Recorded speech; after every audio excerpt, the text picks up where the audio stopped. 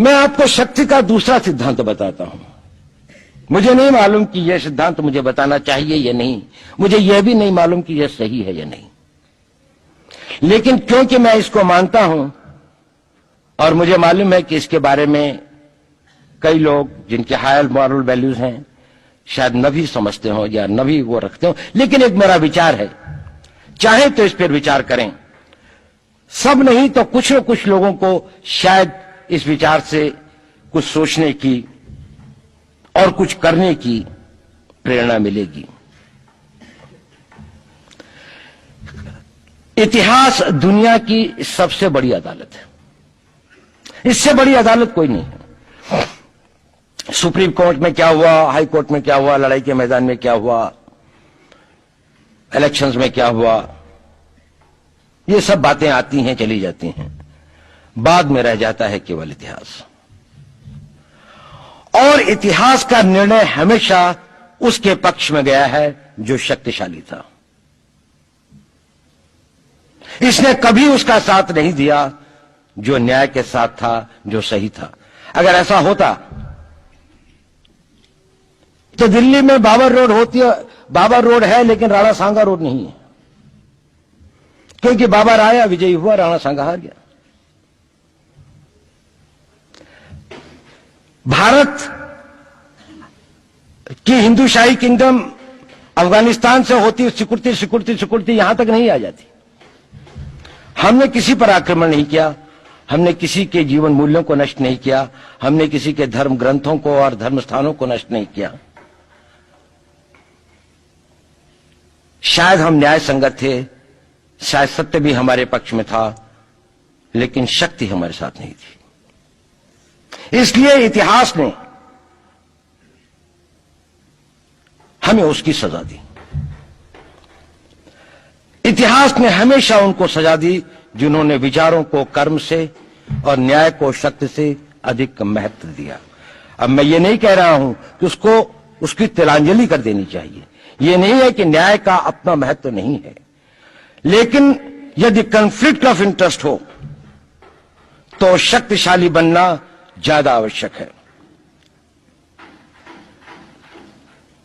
भारत धर्मगुरु भी तभी बनेगा जब एक शक्तिशाली भारत का निर्माण होगा।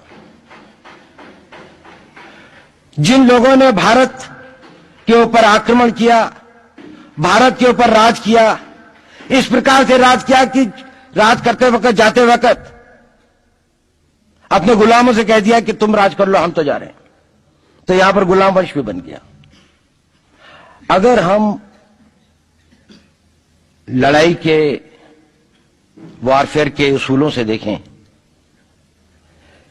कि किसी भी राष्ट्र की जो कॉम्प्रिहेंसिव स्टेट पावर होती है, किन चीजों से वो लड़ाई लड़ता है, किसको हम कहते हैं कि ये शक्तिशाली है, दूसरा शक्तिशाली नहीं है, क्या वो अव्यय होते हैं उसके, क्या घटक होते हैं उसके।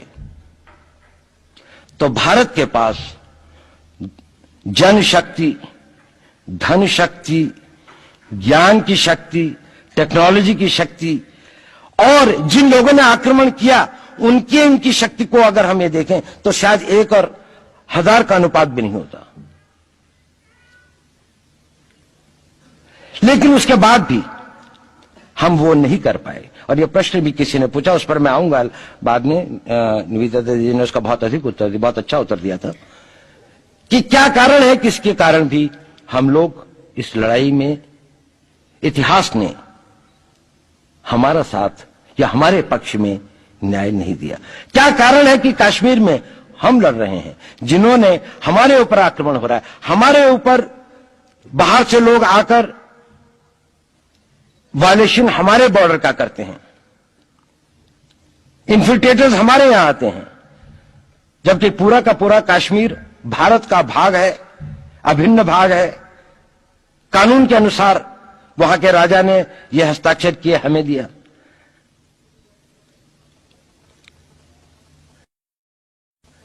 क्या कारण है कि करोड़ों की संख्या में बांग्लादेश से लोग भारत में आते हैं, हम बाड़ लगाते हैं, वो लोग वहां से मना करते हैं कि आप हमारे आदमियों को आने दीजिए, और हम कुछ नहीं कर पाते। और भारत में 2 करोड़ नागरिक रहते हैं। हम हर एयरपोर्ट के ऊपर में इमिग्रेशन की चेक पोस्ट लगाते हैं कि कहीं पर कोई एक आदमी बिना पासपोर्ट के या बिना वीजा के भारत में प्रवेश न कर जाए।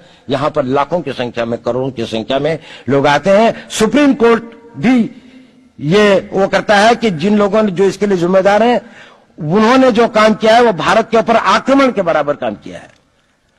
और वही सरकार उस सुप्रीम कोर्ट के 25 जुलाई 2005 के निर्णय के 3 दिन के अंदर में एक नया अध्यादेश जारी करके उन सारे के सारे कानूनों को फॉरेनर्स एक्ट के अंदर में इनकॉर्पोरेट कर लेती है, क्योंकि जो वो IMDT एक्ट था उसको सुप्रीम कोर्ट ने नल एंड वॉइड कर दिया। ये सब बातें हमें सोचने और समझने की आवश्यकता है। एक कारण, मैं ज्यादा चीजों में नहीं जाना चाहता, इतना समय भी नहीं होगा, कि भारत विदेशों से इतना नहीं हारा। अंग्रेजों ने भारत के खिलाफ कोई लड़ाई ऐसी नहीं जीती जिसमें कि अंग्रेजों की फौज में भारतीय सिपाही नहीं थे। चाहे वो पहले बंगाल नेटिव आर्मी थी, 1857 के अंदर में सिखों और गुरखास ने उनका साथ दिया। जब सिखों से लड़ाई हो रही थी तो बाकी लोगों ने उनका साथ दिया। हमेशा नेटिव आर्मी उनके साथ थी। जब जब आक्रमण वेस्ट से हुआ, चाहे वो पार्थियंस थे, चाहे हून थे, चाहे मंगोल आए, बाद में मुगल आए, तो लश्कर कहां बने? वो तो थोड़े से लोग आए थे।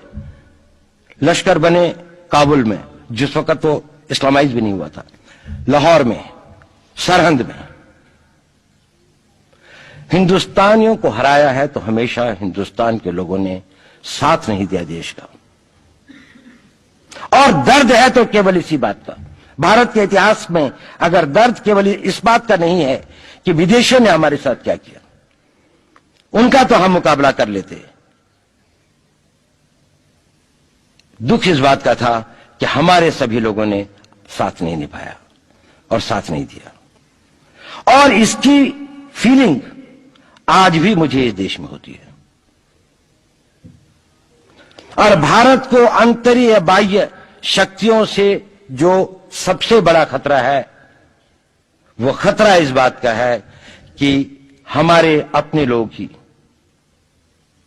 कहीं राष्ट्र की सुरक्षा, राष्ट्र की अस्मिता, राष्ट्र के गौरव का सौदा न कर बैठे, अपने आज के सुख के लिए अपने भविष्य को अंधकारमय न कर दें। और इसके लिए जो जागरूकता चाहिए, इसके लिए जो ताकत पैदा करनी है, वो ताकत केवल समाज के अंदर भी पैदा की जा सकती है। उसको केवल आप लोग कर सकते हैं। वो केवल आज की युवा शक्ति ही कर सकती है।